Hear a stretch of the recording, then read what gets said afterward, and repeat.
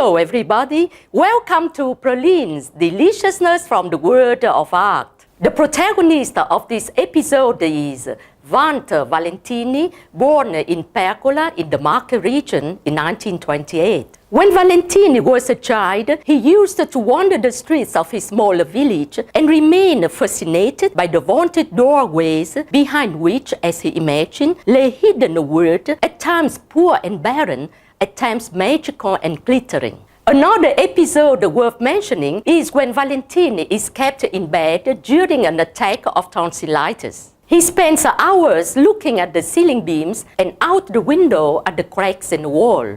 During the war, young Valentini takes part in the partisan movement where he encounters Albert Alcalay, a Serbian painter who gives him a strip of white color. This simple gesture to some extent has sealed his destiny. Soon after the war, he has the opportunity to move first to Rome, then to Milan, to attend the Convitto Rinascita, a professional school with secular imprints where he gets connected with high-profile personalities such as Pietro Consacra, Giulio Turcato, Max Huber, Luigi Veronesi, and Albert Steiner.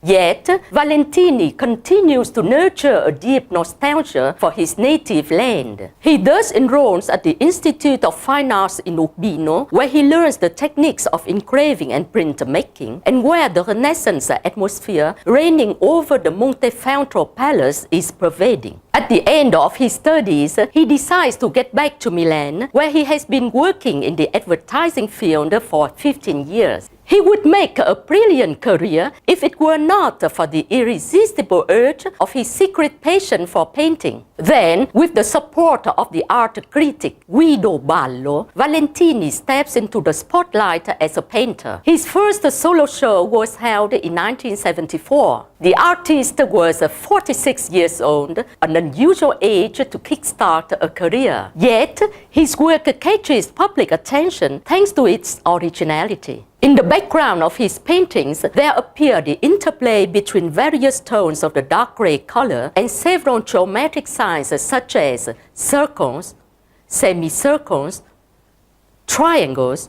There is also the integration of traces of red and yellow, but mostly blue colors. Valentini's direct debt is to Luigi Veronesi, who conferred the geometric abstraction with a unique lyrical note, and through whom Valentini's art can be traced back to Russian constructivists. What's more, Scanavino may also exert some influence on Valentini, which is featured through the partition of space into square forms. It's around the 80s that Valentini's art takes on a decisive turn with the incorporation of two fundamental elements. The first element focuses on time, represented by rhythmic scans recalling those of electrocardiograms, even though his intention is to coordinate those pulsations, or more precisely, the partition of time with a rigorous metaphysical order. The second element, probably derived from the cracks in walls Valentini observed when he was a child, focuses on the fracturing of the uniformity of the background of his paintings, which can be interpreted as a sort of passage leading to a further dimension of the human experience. His association of ideas has the potential to elevate the image of the cracking to a cosmic level, which is consequently evocative of constellations and galaxies. Semicircles are recurring motifs that bring to mind the outline of vaulted doorways, like those that once enthroned little Valentini, and behind which, this time, a mysterious and intriguing universe has been unfolded. The repeated use of semicircles can further hark back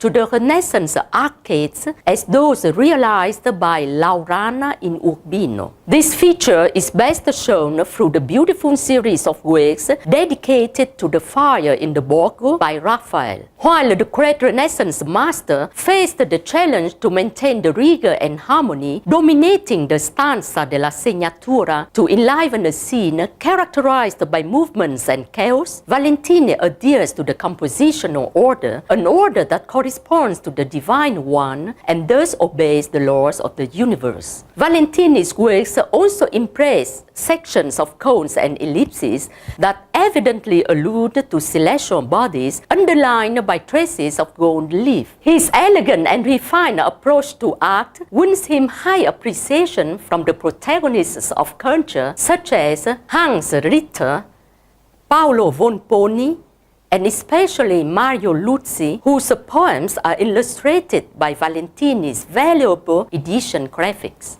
All the editions are dedicated to La città del sole of Tommaso Campanella, to L'Infinito of Giacomo Leopardi, to the writings of Galileo Galilei, and so on.